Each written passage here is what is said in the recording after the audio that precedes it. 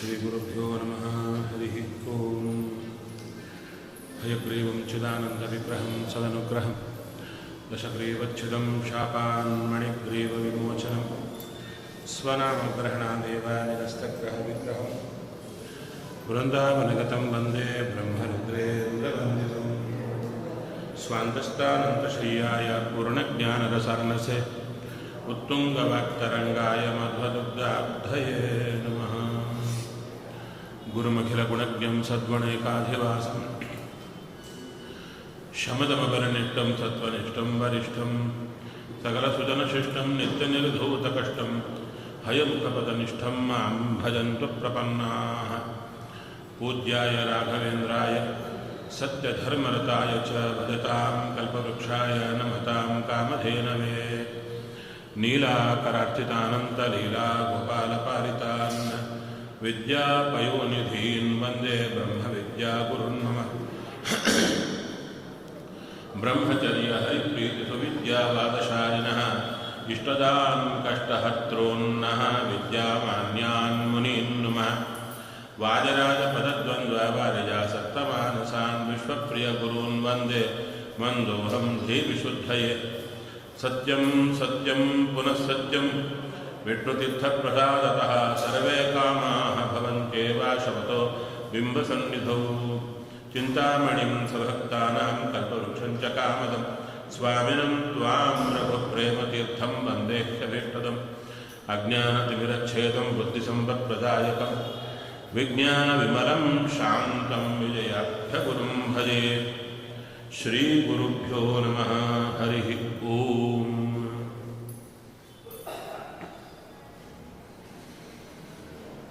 ಮುಂದೆ ಹೇಳ್ತಾರೆ, ನಾಚಿಕೇತಮುಪಾಖ್ಯಾನಂ ಮೃತ್ಯುಪ್ರೋಕ್ತಂ ಸನಾತನಂ ಉಕ್ತ್ವಾ ಶ್ರುತ್ವಾ ಚ ಮೇಧಾವಿ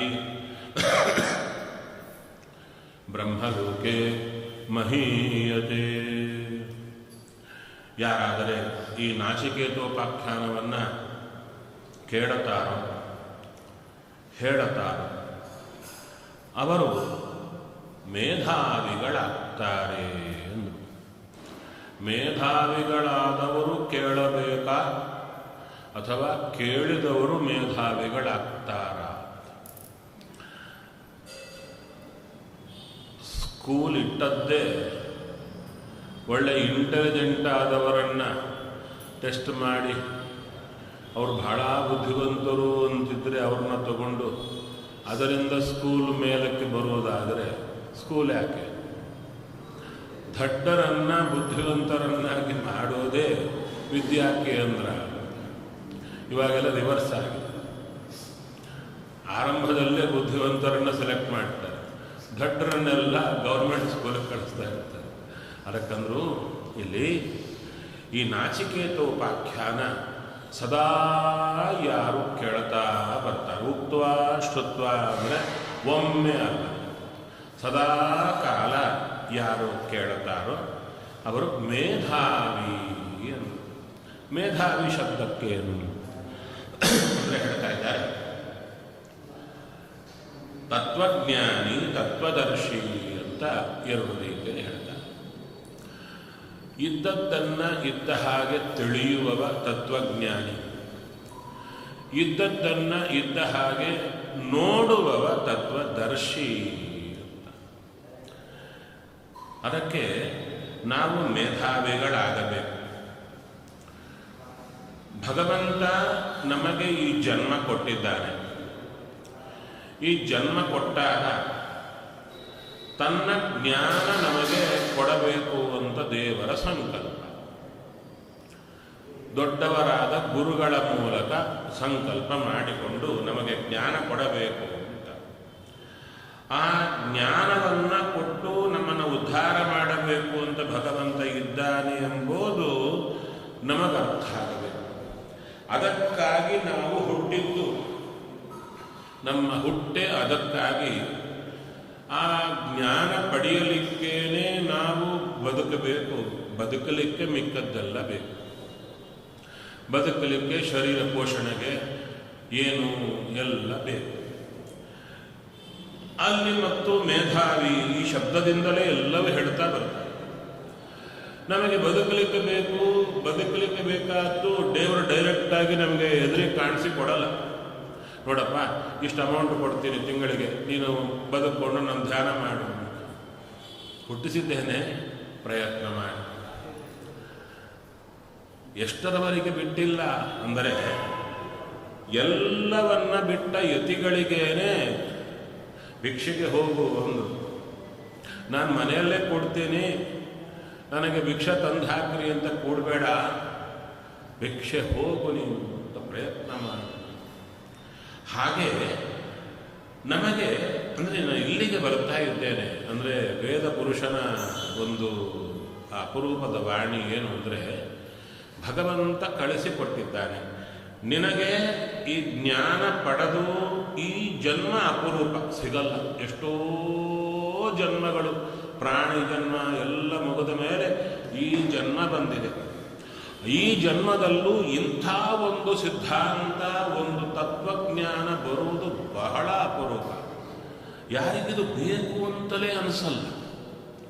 ಅವರ ಪಾಡಿಗೆ ಅವರ ಜೀವನದಲ್ಲಿ ಕ್ಯಾಶುವಲ್ ಆಗಿ ಕಳೆದು ಸತ್ತೇ ಹೋಗ್ತಿರ್ತಾರೆ. ದೇವರ ಅನುಗ್ರಹ ಇದ್ದರೆ ಮಾತ್ರ, ದೊಡ್ಡ ದೊಡ್ಡ ಜ್ಞಾನಿಗಳು ಭಗವಂತನ ಅನುಗ್ರಹ ಇದ್ದರೆ ಮಾತ್ರ ಇದು ಕೇಳಬೇಕು ಅಂತ ಬುದ್ಧಿ ಬರುತ್ತೆ. ಸರಿ, ಇದು ನಾವು ಸಂಪಾದನೆ ಮಾಡಬೇಕು, ತಿಳುವಳಿಕೆ, ಅದನ್ನು ಮನನ ಮಾಡಬೇಕು, ಮನನ ಮಾಡಿದ ಮೇಲೆ ಧ್ಯಾನ ಮಾಡಬೇಕು, ಧ್ಯಾನ ಮಾಡಿದ ಮೇಲೆ ಭಗವಂತನ ದರ್ಶನ ಆಗಬೇಕು. ಇದು ಗುರಿ. ಈ ಒಂದು ಜನ್ಮದಲ್ಲೇ ಇಲ್ಲ, ಈ ಒಂದು ಜನ್ಮದಲ್ಲಿ ಅದಕ್ಕೆ ಬೇಕಾದ ಸಾಧನೆ ಮಾಡಿಕೊಂಡು ಹೋದರೆ ಸಾಕು. ಬಹಳ ಜನ ಏನು ನೋಡ್ತಿರ್ತೀವಿ, ದೇವರ ಜ್ಞಾನ, ಅದು ಸಂಪಾದನ, ಅದರಿಂದ ಧ್ಯಾನ, ದೇವರ ದರ್ಶನ ಅಂದ ಕೂಡಲೇ ಈ ಜನ್ಮದಲ್ಲಿ ಆಗ್ಬಿಡುತ್ತೆ ಅಂತ ನಮ್ಮ ತಲೆಯಲ್ಲಿ ಬರುತ್ತೆ. ಇಲ್ಲ ಇಲ್ಲ, ಅಪಾರ್ಥ ನಾವು ಮಾಡ್ಕೋಬಾರ್ದು. ಯಾರ ಮಾತನ್ನಾದರೂ ನಾವೇನು ಮಾಡ್ಕೊಳ್ತಾ ಇರ್ತೀವಿ, ಥಟ್ಟನೆ ಅಪಾರ್ಥ ಮಾಡಿಕೊಂಡ್ಬಿಡ್ತೀವಿ. ಅಂದರೆ ನಮ್ಮ ಬುದ್ಧಿಗೆ ತಕ್ಕಂತೆ ಅದನ್ನು ಅರ್ಥ ಮಾಡಿಕೊಂಡ್ಬಿಡ್ತೀವಿ. ವೇದ ಹೇಳ್ತಾ ಇದೆ, ಇದೇ ಜನ್ಮದಲ್ಲಿ ಅಪರೋಕ್ಷ ಜ್ಞಾನ ಆಗುತ್ತೆ, ದೇವರು ಕಾಣಿಸ್ತಾರೆ ಅಂತ ನಾವು ಹೇಳ್ತಾ ಇಲ್ಲ. ಇನ್ನೇನು ಕಾಣಿಸ್ತಾನೆ, ಅನೇಕ ಜನ್ಮಗಳಲ್ಲಿ ಕಾಣಿಸ್ತಾರೆ. ಆದರೆ ಈ ಜನ್ಮ ಅದರಲ್ಲಿ ಅಪರೂಪವಾದ್ದು. ಮುಂದೆ ಈ ಸಾಧನೆಯನ್ನು ಈ ಜನ್ಮದಲ್ಲಿ ಎಷ್ಟು ಬೇಗ ಕಂಪ್ಲೀಟ್ ಮಾಡಿಕೊಂಡ್ರೆ ಮುಂದಿನ ಜನ್ಮದಲ್ಲಿ ವಿಶೇಷವಾಗಿ ಆ ಸಾಧನೆ ಹೋಗಬಹುದು. ಆದ್ದರಿಂದ ನಮಗೆ ಈ ಜನ್ಮದಲ್ಲಿ ಎಷ್ಟು ಸಾಧನೆ, ಎಷ್ಟು ಜ್ಞಾನ ಪಡ್ಕೋಬೇಕು, ಎಷ್ಟು ಪಡ್ಕೊಂಡದ್ದನ್ನು ಮೆಲುಕು ಹಾಕಬೇಕು, ಮೆಲುಕು ಹಾಕಿದ್ದನ್ನು ಧ್ಯಾನಕ್ಕಿಡಬೇಕು. ಧ್ಯಾನದಿಂದ ಏನಾಗುತ್ತೆ? ದೇವರ ದರ್ಶನ. ಸದ್ಯಕ್ಕಿಲ್ಲಲ್ಲ, ಧ್ಯಾನ ಯಾಕೆ ಮಾಡಲಿ? ಅದಕ್ಕೆ ಸಾರೋದ್ಧಾರದಲ್ಲಿ ಹೇಳ್ತಾರೆ, ದೇವರ ಪಾದವನ್ನು ಹೃದಯದಲ್ಲಿ ದಿನಾಗ್ಲೂ ಚಿಂತನೆ ಮಾಡೋದರಿಂದ ನಮ್ಮ ಪಾಪಗಳೆಲ್ಲ ಧ್ವಂಸ ಧ್ವಂಸ ಧ್ವಂಸ ಆಗ್ತಾ ಬರುತ್ತೆ. ಅಲ್ಲ, ಪಾಪಧ್ವಂಸ ನಮಗೆ ಯಾಕೆ ಅಂತೀರಾ? ನೋಡಿ, ನಮಗೆ ಜೀವನದಲ್ಲಿ ಅನೇಕ ತೊಂದರೆಗಳು ಬಂದಿರುತ್ತೆ. ಒಂದಲ್ಲ ಎರಡಲ್ಲ, ಅವರವರ ತೊಂದರೆಗಳು ಅವರವರಿಗಿರುತ್ತೆ. ಹೌದು ತಾನೆ?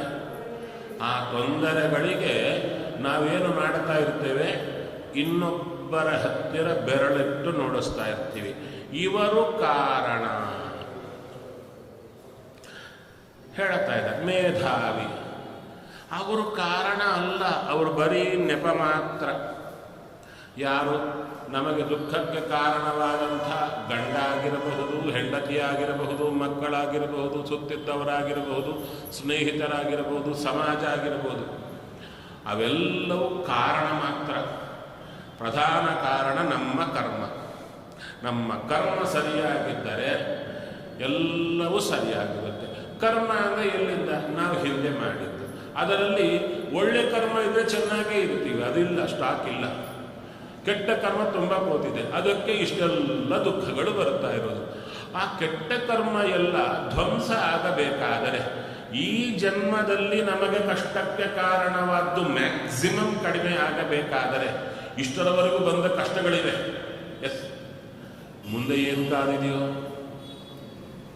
ಮುಂದೇನು ಕಾದಿದೆ, ಯಾಕೆ ಹಿಂದಿನ ಕರ್ಮ ಏನು ಕೂತಿದೆಯೋ, ಏನು ಕಷ್ಟಗಳು ಕಾದಿವೆಯೋ ಅವೆಲ್ಲ ಪ್ರೆಷರ್ ಕಡಿಮೆ ಆಗಬೇಕಾದರೆ ಮುಂದಿನ ಜನ್ಮ ಚೆನ್ನಾಗಿ ಬಂದು ಅಲ್ಲಿ ಪಾಪಗಳು ಹೋಗಿಬಿಡಬೇಕಾದರೆ ಒಂದೇ ಒಂದು ಮಾರ್ಗ, ಭಗವಂತನ ಪಾದವನ್ನು ಮನಸ್ಸಿನಲ್ಲಿ ಸದಾ ಚಿಂತನೆ ಮಾಡು, ಧ್ಯಾನ ಮಾಡು.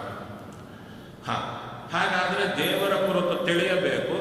ದೇವರ ಕುರಿತು ತಿಳಿಯುವುದರ ಪರ್ಪಸ್ ಏನು, ಅವನ ಬೆಲೆ ಏನು, ಅವನು ನಮಗೆ ಮಾಡುವ ಉಪಕಾರವೇನು, ಅವನ ಬೆಲೆ ಏನು ತಿಳಿಯಬೇಕು. ಅದನ್ನು ನಮ್ಮ ಸ್ವಭಾವವೇ ಮರೆತು ಹೋಗ್ತದೆ. ಹೌದು ತಾನೆ? ಸದಾ ಮರೆತು ಹೋಗ್ತಾ ಇರ್ತೀವಿ. ವಿಸ್ಮರಣಶೀಲರು ಅಂತ ನಮ್ಮನ್ನು ಕರೀತಾರೆ. ಯಾವಾಗೂ ಮರಿತೀವಿ. ಏನು ಮರಿತೀವಿ? ಪ್ರಧಾನ ಅಂದರೆ ಪರ್ಪಸ್ ಆಫ್ ದಿ ಲೈಫ್, ಅದೇ ಮರೆತು ಹೋಗುತ್ತೆ. ಮಿಕ್ಕದೆಲ್ಲ ನೆನಪಿರುತ್ತೆ. ಹೌದು ತಾನೆ? ಅದಕ್ಕೆ ವಿಸ್ಮರಣಶೀಲರಾದವರಿಗೆ ಯಾವುದು ಟ್ಯಾಬ್ಲೆಟ್ ಅಂದರೆ ಸದಾ ಮೆಲುಕು ಹಾಕ್ತಾ ಇರೋದೇ ಮುಖ್ಯ. ನಾನೇನು ಮಾಡಬೇಕು, ನಾನೇನು ಮಾಡಬೇಕು, ನಾನೇನು ಮಾಡಬೇಕು ಅಂತ. ಅದಲ್ಲದೆ ಕೇಳಿದ್ದನ್ನು ಮೆಲುಕು ಹಾಕಿ, ಆ ಮೆಲುಕು ಹಾಕಿದ್ದನ್ನು ಹೃದಯದಲ್ಲಿ ದೇವರ ಮೂರ್ತಿಯನ್ನು ನಿಲ್ಲಿಸಿ ಆ ದೇವರಲ್ಲಿ ದಿನೇ ದಿನೇ ಪಡೆದ ತಿಳುವಳಿಕೆಯನ್ನು ನೀನಿಂಥವ ಅಂತ ದೇವರಿಗೆ ಅರ್ಪಣೆ ಮಾಡೋದೇ ಧ್ಯಾನ. ಲೆಟ್ ಇಟ್ ಬಿ 1 minute, 1 ನಿಮಿಷ ಆದರೂ ಧ್ಯಾನ ಆಗಿರ್ಬೋದು. ಆದರೆ ಅವನ ಕುರಿತು ತಿಳಿದದ್ದನ್ನು ಅವನ ಮುಂದೆ ಒಪ್ಪಿಸೋದೇ ಧ್ಯಾನ. ಸರಿ, ಇಷ್ಟೆಲ್ಲ ಇದೆಯಲ್ವಾ, ಇದೆಲ್ಲ ಮಾಡಬೇಕು ಅಂತಲೇ ಮರ್ತು ಹೋಗುತ್ತೆ. ಯಾಕೆ? ಒತ್ತಡ. ಹೌದಲ್ವಾ? ನಮ್ಮ ಜೀವನದ ನಾನಾ ರೀತಿಯಾದ ಒತ್ತಡ ಬಂದಾಗ ಭೀಕರವಾಗಿ ಎಲ್ಲ ಕಡೆಯಿಂದಲೂ ಬರಲಿಕ್ಕೆ ಆಗ್ತಾ ಇರುತ್ತೆ. ಅಂಥ ಕಾಲಕ್ಕೆ ಇದು ಮಾಡಬೇಕು ಅಂತಲೇ ನೆನಪಿದ್ರೂ ಮಾಡಲಿಕ್ಕಾಗಲ್ಲ, ನೆನಪೂ ಇರಲ್ಲ. ಅವಾಗ ಭಗವಂತ ಹೇಳ್ತಾ ಇದ್ದಾನೆ, ಮೇಧಾವಿ ಅಂದರೆ ನಾವು ಬೆಳಿಗ್ಗೆ ಏಳಬೇಕು. ಟ್ರೈನ್ ಇದೆ, 6 ಗಂಟೆಗೆ ಟ್ರೈನ್ ಇದೆ, 4 ಗಂಟೆಗೆ ಏಳಬೇಕು. ಅಲಾರಾಮ್ ನಂಬಿಕೊಂಡಿದ್ದೇವೆ, ಅದೇನೋ ಕೆಲಸ ಮಾಡುತ್ತೆ. ನಮ್ಮ ಮೇಲೆ ನಂಬಿಕೆ ಇಲ್ಲ, ಅದನ್ನು ಬಡಿದು ಮಲಗ್ತೇವೆ. ಅಲಾರಾಮಿಂದ ನಾವು ಹೇಳಲ್ಲ, ಪಕ್ಕದವ್ರು ಎದ್ದಿರ್ತಾರೆ. ಹೌದು ತಾನೆ? ಆದ ಕಾರಣ ಅಲಾರಾಮ್ ಬಡಿದಾಗ ನಾವು ಬಡಿದು ಮಲ್ಕೊಂಡ್ಬಿಟ್ರೆ ಟ್ರೈನ್ ಹೊರಟೋಗುತ್ತೆ. ಅದಕ್ಕೆ ನಾವು ಟ್ರೈನ್ ಹೋದರೆ ಹೋಗಲಿ ಎಂಬೋರಲ್ಲ, ನಾವು ಹೋಗಲೇಬೇಕು. ಅದಕ್ಕೇನು ಮಾಡ್ತೀವಿ? ಇನ್ನೊಬ್ಬರಿಗೆ ಹೇಳಿರ್ತೀವಿ, ಸ್ವಲ್ಪ ನಾನು ಮಲಗಿದ್ರು ಬಡ್ದೆಬ್ಸ್ತೀವಿ. 2-3 ಜನಕ್ಕೆ ಹೇಳ್ತೇವೆ. ಯಾಕೆ? ಅದರಲ್ಲೂ ಮೆಂಟಾಲಿಟಿ ಹೇಗಿರುತ್ತೆ ನಮ್ಮ ಸುತ್ತಿದ್ದವರದ್ದು ಅಂದರೆ, ಹೇಳಿದ್ಯಾ ಒಂದು ಸಲ ಎಬ್ಬಿಸ್ತಾರೆ, ನಂತರ ಮತ್ತು ನಾವು ಮಲಗಿದ್ರೆ ನಮಗೆ ನಿದ್ದೆ ಜಾಸ್ತಿ ಇರುತ್ತೆ. ಹೇಳ್ತೇನೆ ಅಂತ ಹೇಳಿ ಎದ್ದು ಮತ್ತು ಮಲಗ್ತೇವೆ. ಮಲಗಿದಾಗ ಅಯ್ಯೋ ಇರಲಿ ಬಿಡು, ಇವರು ಹೇಳಲ್ಲ ಅಂತ ಎದ್ದುಕೊಂಡು ಹೋಗೋರು ಇರ್ತಾರೆ. ಹೌದು ತಾನೆ? ಒಂದು ಸಲ ಎಬ್ಬಿಸಿ ನಿನ್ನಿಷ್ಟ, ಎದ್ದರೆ ಏಳು, ಬಿಟ್ಟರೆ ಬಿಡು. ಆದರೆ ಕೆಲವರಿರುತ್ತಾರೆ, ನಮ್ಮ ಮೇಲೆ ಪ್ರೀತಿ ಇರುತ್ತೆ, ಅದನ್ನು ಅವರು ಸಿಟ್ಟಿನ ಮೂಲಕವೋ ಯಾವುದರ ಮೂಲಕವೋ ತೋರಿಸಿ ಬಡದು ಏನೋ ಮಾಡಿ ನಮ್ಮನ್ನು ಎಬ್ಬಿಸಿ ಏಳೋ ಪರ್ಯಂತ ಹಿಂದೆ ಬೀಳುತ್ತಾರೆ. ಹೌದಾ? ಅಂಥವರು ಒಬ್ಬರು ಬೇಕು ಸಾಧನಾ ಮಾರ್ಗದಲ್ಲಿ. ಅವರನ್ನೇ ಗುರುಗಳು ಅಂತ. ಅಂಥವರನ್ನು ಒಬ್ಬರನ್ನು ಸಂಪಾದನೆ ಮಾಡಿಕೊಂಡ್ರೆ ಏನು ಮಾಡುತ್ತಾರೆ? ನಾವು ಮಲಗಿದ್ರು, ಮಲಗೋದು ಅಂದ್ರೇನು? ದೇವರನ್ನು ಮರೆತಿದ್ರು, ದೇವರನ್ನು ತೋರುವ ಗುರುಗಳನ್ನೇ ಮರೆತಿದ್ರು, ಅವರ ಉಪಕಾರವನ್ನು ಮರೆತಿದ್ರು, ಅವರಿಗೆ ಅವಮಾನ ಮಾಡಿದ್ರು, ಏನು ಮಾಡಿದ್ರು ಎಲ್ಲ ತಡ್ಕೊಂಡು ನಗನಗುತ್ತ ನಮ್ಮ ಹಿಂದೆ ಬಿದ್ದಿರ್ತಾರೆ. ಹೇಗೆ? ಬಡದು ಬಡದು ನಮ್ಮನ್ನು ಕರ್ಕೊಂಡು ಹೋಗೋದೇ ಅವರ ಗುರಿಯಾಗಿರುತ್ತೆ. ನಾವು ಮಾಡಿದ ಅವಮಾನಗಳನ್ನು ಎಣಿಸೋದೇ ಇಲ್ಲ, ಎಣಿಸೋದೇ ಇಲ್ಲ.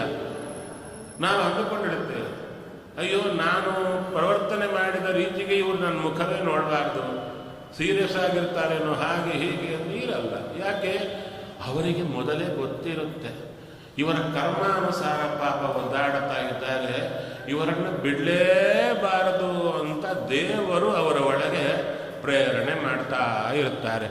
ಅಂಥ ಒಬ್ಬರನ್ನು ನಾವು ಜೀವನದಲ್ಲಿ ಸಂಪಾದನೆ ಮಾಡಿದರೆ ಎಸ್, ನಾವು ನಿಶ್ಚಿಂತೆಯಾಗಿ ಮಲಗ್ಬೋದು. ಯಾಕೆ? ಎಬ್ಸೋ ಜವಾಬ್ದಾರಿ ಅವ್ರದ್ದಲ್ವ. ಆದ್ದರಿಂದ ಅವರಿಗೆ ಬಿಟ್ಟು ನಾವು ಹೋಗ್ತೀವಿ. ಆ ರೀತಿಯಲ್ಲಿ ಮೇಧಾವಿ. ನಂತರ ಅವರು ಏನು ವಿಶೇಷವಾಗಿ ನಮಗೆ ಹೇಳುತ್ತಾ ಬರುತ್ತಾರೆ, ಆ ಹೇಳೋದರಲ್ಲಿ ನೋಡಬೇಕು. ನಮಗೆ ಅಂದರೆ ಈ ವ್ಯಕ್ತಿಯನ್ನು ನಾನು ಸಬ್ಜೆಕ್ಟ್ ಬಿಟ್ಟು ಹೋಗ್ತಾ ಇಲ್ಲ, ಇದರಲ್ಲೇ ಬರ್ತಾ ಇದ್ದೆ ನಾನು. ಆ ವ್ಯಕ್ತಿಯನ್ನು ಸಂಪಾದನೆ ಮಾಡಬೇಕು ಅಂತ ಹೇಳ್ತಾರಲ್ಲ, ಆ ವ್ಯಕ್ತಿಯನ್ನು ನಾವೇ ಸಂಪಾದನೆ ಮಾಡಿಕೋಬೇಕಾ, ನಾವೇ ಸೆಲೆಕ್ಟ್ ಮಾಡಿಕೋಬೇಕಾ, ಅಥವಾ ದೊಡ್ಡವರಾದವರು ನಮಗೆ ಸೂಚನೆ ಮೂಲಕ, ಓಹೋ ನಾವು ಎಲ್ಲೋ ದೇವರಲ್ಲಿ ಪ್ರಾರ್ಥನೆ ಮಾಡೋದು, ಅಪ್ಪ ನನಗೊಬ್ಬರು ಬೇಕು ಗುರುಗಳು ಹೀಗೆ ಅಂತ ದೇವರಲ್ಲಿ ಕೇಳಿಕೊಂಡಾಗ ಒಬ್ಬರು ಸಿಗೋದು. ಇಂಥದ್ದೆಲ್ಲ ಆಗಿ ಸ್ವಪ್ನದಲ್ಲೂ ಕೆಲವರಿಗೆ ಸೂಚನೆ ಆಗುತ್ತೆ, ಇಂಥವರು ನಿನ್ನ ಗುರುಗಳು ಅಂತ. ಹಾಗೆ ಆದಾಗ ಆ ವ್ಯಕ್ತಿಯನ್ನು ನಾವು ಬಿಡಲಿಕ್ಕೆ ಸಾಧ್ಯವೇ ಇರಲ್ಲ. ನಾವು ಬಿಡಲಿಕ್ಕೆ ಹೋದರೂ ಸಹ ದೇವರು ನಮ್ಮನ್ನು ತಿರ್ಗಾ ಕರ್ಕೊಂಡು ಬಂದು ಅವರ ಕಾಲತ್ರ ಹಾಕ್ತಾ ಇರುತ್ತೆ. ಬಿಡಲ್ಲ, ಅವರೂ ಬಿಡಲ್ಲ. ದೇವರಲ್ಲಿ ಪ್ರಾರ್ಥನೆ ಮಾಡ್ತಿರ್ತಾರೆ, ಸ್ವಾಮಿ ನೀ ಕರ್ಕೊಂಡು ಬಂದ ವ್ಯಕ್ತಿಗಳು ಹುಚ್ಚರಯ್ಯ, ಸಂಸಾರದಲ್ಲಿ ಬಿದ್ದಿದ್ದಾರೆ, ಅವರವರ ಕಷ್ಟದಲ್ಲಿ ಒದಾಡ್ತಾ ಇದ್ದಾರೆ, ದಯವಿಟ್ಟು ಅವರಿಗೆ ಅನುಗ್ರಹ ಮಾಡುವಂಥವರಿಗಾಗಿ ಸತತ ಪ್ರಾರ್ಥನೆ ಮಾಡ್ತಿರ್ತಾರೆ. ಹಾಗೆ ಆ ವ್ಯಕ್ತಿಗಳು ಬಾರದಿದ್ದರೆ ದುಃಖ ಪಡ್ತಾರೆ, ಬಂದಾಗ ಸಂತೋಷ ಪಡ್ತಾರೆ, ಸಂತೋಷ ವ್ಯಕ್ತ ಮಾಡುತ್ತಾರೆ. ಅಯ್ಯ ನೀವು ಬಂದಿದ್ದೀರಲ್ಲ, ನನ್ನವರು ನೀವು. ಇಂಥ ವ್ಯಕ್ತಿಯನ್ನು ಸಂಪಾದನೆ ಮಾಡಬೇಕು. ನಂತರ ಅವರ ಮೂಲಕ ಪರಿಚಯ ಏನಾಗುತ್ತೆ, ದೇವರ ಪರಿಚಯ ಆಗ್ತಾ ಬರುತ್ತೆ ಅಂದರು. ಆ ದೇವರ ಪರಿಚಯ ಮಾಡಿಕೊಡಬೇಕು ಅಂದರೆ ಅವರೇನು ಮಾಡುತ್ತಾರೆ, ಇಂಥ ಉಪಾಖ್ಯಾನಗಳು, ನಾಚಿಕೇತೋಪಾಖ್ಯಾನ, ಅವರು ಈ ಗ್ರಂಥ ಕಾಠಕ ಉಪನಿಷತ್ತು ಇದು ಎಷ್ಟು ಬೆಲೆ ಅಂದರೆ, ವಾದಿರಾಜ ಗುರು ಸಾರ್ವಭೌಮರು ಸ್ವಾಪ್ನ ವೃಂದಾವನಾಖ್ಯಾನದಲ್ಲಿ ಹೇಳ್ತಾರೆ, ಅಯ್ಯ ನನ್ನ ಸ್ವಾಪ್ನ ವೃಂದಾವನಾಖ್ಯಾನವನ್ನು ಪಠಣ ಮಾಡು. ಹೇಗೆ ಮಾಡಲಿ ಇದನ್ನು ಅಂದ್ರೆ ಹೇಳ್ತಾರೆ, ಕಾಠಕಂ ಋಷಯೋ ಯಥಾ ಅಂತ ಹೇಳ್ತಾರೆ. ಕಾಠಕ ಉಪನಿಷತ್ತನ್ನು ಋಷಿಗಳು ಹೇಗೆ ಹಗಲೂ ರಾತ್ರಿ ಪಾರಾಯಣ ಮಾಡುತ್ತಾರೋ ಹಾಗೆ ನನ್ನ ಗ್ರಂಥವನ್ನು ನೀನು ಪಾರಾಯಣ ಮಾಡು ಅಂತ ಹೇಳ್ತಾರೆ. ವಾದಿರಾಜರ ಬಾಯಿಂದ ಈ ಗ್ರಂಥ ಬರಬೇಕಾದರೆ ಇದು ಎಷ್ಟು ಬೆಲೆ ಇರುವಂಥದ್ದಾಗಿರಬೇಕು. ಅದರಿಂದ ಇಲ್ಲಿ ಹೇಳಿದ ವಿಷಯಗಳನ್ನು ಅವರು ಮೆಲುಕು ಹಾಕ್ಕೊಳ್ತಾ ಇರ್ತಾರೆ. ತಮ್ಮ ಶರಣಾಗತರಾದವರಿಗೆ ತಲೆಯಲ್ಲಿ ತುಂಬುತ್ತಾ ಇರ್ತಾರೆ. ಈ ಯಾವ ಗುರುಗಳು ಅಂತ ವ್ಯಕ್ತಿಗಳು ಬರ್ತಾರಲ್ಲ, ಅವರದ್ದು ಎರಡು ಕೆಲಸ ಇರುತ್ತೆ. ಏನು? ತಂದೆ ತಾಯಿ ಏನಿರ್ತಾರಲ್ಲ ಅವರನ್ನು ಮೀರಿದವರೇ ಗುರುಗಳು ಅಂತ. ಯದ್ಯಪಿ ಮಾತೃದೇವೋಭವ, ಪಿತೃದೇವೋಭವ, ಆಚಾರ್ಯ ದೇವೋಭವ ಅಂತ ಥರ್ಡ್ ಸ್ಟೇಜ್ ಕೊಟ್ಟಿದ್ದು. ಆದರೆ ತಂದೆ ತಾಯಿಗಳನ್ನು ಮೀರಿಸಿ ಸಲಹುವವರು ಗುರುಗಳು. ಅದಕ್ಕೆ ದಾಸರು ಹೇಳ್ತಾರೆ, ಗುರುಗಳಿಂದಧಿಕ ಇನ್ನಾರು ಆಪ್ತರು ನಿನಗೆ. ಅಲ್ಲ, ಅಪ್ಪ ಅಮ್ಮ ಇದ್ದಾರಲ್ಲ ಅಂದರೆ ಇಲ್ಲ, ಅವ್ರಿಗಿಂತ ಯಾರಲ್ಲ. ಸರಿ, ಇವ್ರ ಕೆಲಸ ಏನು? ತಂದೆ ತಾಯಿಗಳು ಮಕ್ಕಳಿಗೆ ಏನು ಮಾಡ್ತಾರೆ? ಎರಡು ಮಾಡುತ್ತಾರೆ. ಇದ್ದ ಕೊಳಕನ್ನು ತೆಗಿತಾರೆ. ಮಗು ಮೈಯೆಲ್ಲ ಕೊಳಕಾಗಿದೆ, ಎಲ್ಲರೂ ನೋಡ್ತಾನೆ ಇರ್ತಾರೆ. ಆ ಮಗುವನ್ನು ನೋಡ್ತಾರೆ, ಅಯ್ಯೋ ಪಾಪ ಹೀಗಿದೆ ಅಂತ ಸಿಂಪತಿ ತೋರಿ ಹೋಗ್ತಾನೆ ಇರ್ತಾರೆ, ಯಾರು ಕೈ ಹಾಕಲ್ಲ. ತಾಯಿ ತಂದೆ ಮಾತ್ರ ಮಗುವನ್ನು ನೋಡಿ ಓಡಿ ಬಂದು ಮೊದಲು ಆ ಕೊಳಕನ್ನು ತೆಗಿತಾರೆ, ಶುದ್ಧ ಮಾಡುತ್ತಾರೆ. ನಂತರ ಅವರು ಕೊಡಬೇಕಾಗಿದ್ದನ್ನೆಲ್ಲ ಕೊಡುತ್ತಾರೆ. ಹೌದು ತಾನೆ? ಮೈಗೆಲ್ಲ ಏನು ಪೌಡರ್ ಹಚ್ಚೋದು, ವಸ್ತ್ರ ಹಾಕೋದು, ಏನು ಬೇಕೋ ಮಾಡ್ತಾರೆ. ಹಾಗೆ ಈ ವ್ಯಕ್ತಿ ಏನು ಮಾಡುತ್ತಾರೆ ಅಂದರೆ, ಸಿಕ್ಕಂಥವರಲ್ಲಿ ಏನು ಕರ್ಮದ ಕೊಳಕಿರುತ್ತೆ ಆ ಕರ್ಮದ ಕೊಳಕನ್ನು ತೆಗಿತಾರೆ. ಆ ಕರ್ಮದ ಕೊಳಕು ತೆಗೆಯಲಿಕ್ಕೆ ನಾನಾ ರೀತಿಯಾದ ಹಾದಿಗಳಿರುತ್ತೆ. ಆ ಹಾದಿಯಲ್ಲಿ ಆ ಕರ್ಮವನ್ನು ತೆಗೆದು ಶುದ್ಧರನ್ನು ಮಾಡಿ ಅವರಿಗೆ ತತ್ವದ ಉಪದೇಶ ತಲೆಗೆ ಹಿಡಿಯುವಂತೆ ಮಾಡ್ತಾ ಬರ್ತಾರೆ. ಆದ್ದರಿಂದ ಅಂಥ ಒಂದು ಮೇಧಾವಿ, ಇಲ್ಲಿ ನೋಡಿ, ನಾಚಿಕೇತ ಆತ ಮೇಧಾವಿ ಹೌದೋ ಅಲ್ವೋ? ಹೌದು. ಯಾಕೆ ಮೇಧಾವಿ? ಯಮಧರ್ಮರಾಜರಂಥ ಗುರುಗಳನ್ನು ಪಡೆದ. ಯಮಧರ್ಮರಾಜರಂಥ ಗುರುಗಳನ್ನು ಪಡೆದು ಅವರು ಕೇಳಿದರು, ನಿಂಗೆ ಅದು ಬೇಕಾ, ಇದು ಬೇಕಾ, ಇದು ಬೇಕಾ ಅಂದ್ರೆ ನಂಗೆ ಬೇಕಾಗಿಲ್ಲ, ನೀವೇ ಬೇಕು, ತತ್ವಜ್ಞಾನ ಬೇಕು ಅಂತ ಕೇಳಿದ್ರು. ಹೌದು ತಾನೆ? ಅದೇ ಥರ ನಾವು ಕೂಡ ಗುರುಗಳ ಮೂಲಕ ತತ್ವಜ್ಞಾನವನ್ನು, ಈ ಕಾಠಕೋಪನಿಷತ್ತಿನಲ್ಲಿ ಬಂದಿರತಕ್ಕಂಥ ಅಪರೂಪದ ತತ್ವಜ್ಞಾನವನ್ನು ಯಾರು ಕೇಳುತ್ತೇವೆ, ಯಾರು ಹೇಳುತ್ತಾರೆ. ಕೇಳೋದು ಚೆನ್ನಾಗಿದೆ, ಹೇಳೋದು ಯಾಕೆ ಅಂತ ಯಾಕಂದ್ರೂ ಕೇಳಿದ್ದು ಗಟ್ಟಿಯಾಗಿ ನಮ್ಮಲ್ಲಿ ಕೂಡಬೇಕಾದ್ರೆ ಹೇಳಬೇಕು. ನಮ್ಮಲ್ಲಿ ಕೂತದ್ದು, ನಮ್ಮ ಕೇಳಿದ್ದು ಗಟ್ಟಿಯಾಗಿ ಕೂಡಬೇಕಾದ್ರೆ ಹೇಳಬೇಕು. ಅಲ್ಲ, ನೀವಾದರೆ ಹೇಳ್ತೀರಾ ಪ್ರವಚನ, ನಾವ್ಯಾರಿಗೆ ಹೇಳಬೇಕು? ಅದಕ್ಕಂದು ಕೇಳಿ ನಿಮ್ಮಂಥವರನ್ನೇ ಒಬ್ಬರನ್ನು ಹುಡುಕಿ. ನಿಮ್ಮಂಥವರೇ ಒಬ್ಬರು ಸಿಗ್ತಾರೆ ದೇವರನ್ನ ಕೇಳಿಕೊಂಡ್ರೆ, ಅವರಿಗೆ ಬರ್ಲಿಕ್ಕೆ ಆಗ್ತಿರಲ್ಲ. ಅವರ ತಲೆಯಲ್ಲಿ ಇದೆಲ್ಲ ದಿನಾಗೂ ತುಂಬಿದರೆ ಹಾಗೆ ತಗೊಳ್ಳೋದು ತುಂಬೋದು, ತಗೊಳ್ಳೋದು ತುಂಬೋದ್ರೆ ನಮ್ಮಲ್ಲಿ ಗಟ್ಟಿ ಆಗುತ್ತೆ. ಹೌದು ತಾನೆ? ಆ ಥರ ಮಾಡಬೇಕು. ಮಾಡಿದರೆ ಬ್ರಹ್ಮಲೋಕೆ ಮಹೀಯತೆ. ಇನ್ನು ಮುಂದೆ ಹೇಳ್ತಾರೆ, ಯಮೇವಂ ಪರಮಂ ಗುಹ್ಯಂ ಶ್ರಾವಯೇತ್ ಬ್ರಹ್ಮ ಸಂಸದಿ ಪ್ರಯತ ಶ್ರಾದ್ಧ ಕಾಲೇವ ತತ್ ಆನಂತ್ಯಾಯ ಕಲ್ಪತೆ ತದಾನಂತ್ಯಾಯ ಕಲ್ಪತೆ ಇತಿ ಹೇಳ್ತಾರೆ. ಯಾರಾದರೆ ಈ ಗುಹ್ಯವಾಗಿರತಕ್ಕಂಥ ಕಾಠಕ ಉಪನಿಷತ್ತನ್ನು ಶ್ರಾವಯೇತ ಬ್ರಹ್ಮ ಸಂಸದಿ, ಬ್ರಾಹ್ಮಣರೆಲ್ಲರೂ ವಿಶೇಷವಾಗಿ ಯಾರು ಶ್ರದ್ಧಾವಂತರಿರ್ತಾರೋ, ಅಂದರೆ ಅದು ಹೆಣ್ಣಾಗಿರಬಹುದು ಗಂಡಾಗಿರಬಹುದು, ಯಾರೇ ಆಗಲಿ ಭಗವದ್ಭಕ್ತರು ಇರತಕ್ಕಂಥ ಸಭೆಯಲ್ಲಿ ಯಾರು ಹೇಳುತ್ತಾರೋ, ನಂತರ ಇನ್ಯಾವಾಗ ಹೇಳಬೇಕು ಇದನ್ನು? ಶ್ರಾದ್ಧ ಕಾಲೇ ಪ್ರಯತಃ ಅಂದರು. ಪ್ರಯತ್ನಪೂರ್ವಕವಾಗಿ ಶ್ರಾದ್ಧ ಕಾಲದಲ್ಲಿ ಈ ಕಾಠಕ ಉಪನಿಷತ್ತಿನ ಪ್ರವಚನವೂ ಆಗಬೇಕು, ಪಾರಾಯಣವೂ ಆಗಬೇಕು. ಸರಿ, ನಾವು ಯಾವುದೇ ಕೆಲಸ ಮಾಡಿದರೂ, ಶ್ರಾದ್ದಾದಿಗಳು ಮಾಡಿದರೂ ಇದನ್ನು ಚಿಂತನೆ ಮಾಡಿದರೆ ಏನಾಗುತ್ತೆ? ತದ ಅನಂತ್ಯಾಯ ಕಲ್ಪತೆ. ನಾವು ಮಾಡಿದ್ದು ವಿಶೇಷವಾಗಿ ಅನಂತ ಫಲ ಕೊಡುತ್ತೆ.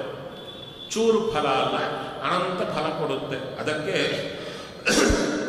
ತುಂಬ ಜನ ಮನೆಯಲ್ಲಿ ಶ್ರಾದ್ದ ಆದರೆ ಬಂದ ಬ್ರಾಹ್ಮಣರನ್ನು ಕಾಠಕ ಉಪನಿಷತ್ತು ಪಾರಾಯಣ ಮಾಡಿ ಅಂತ ಕೇಳುತ್ತಾರೆ.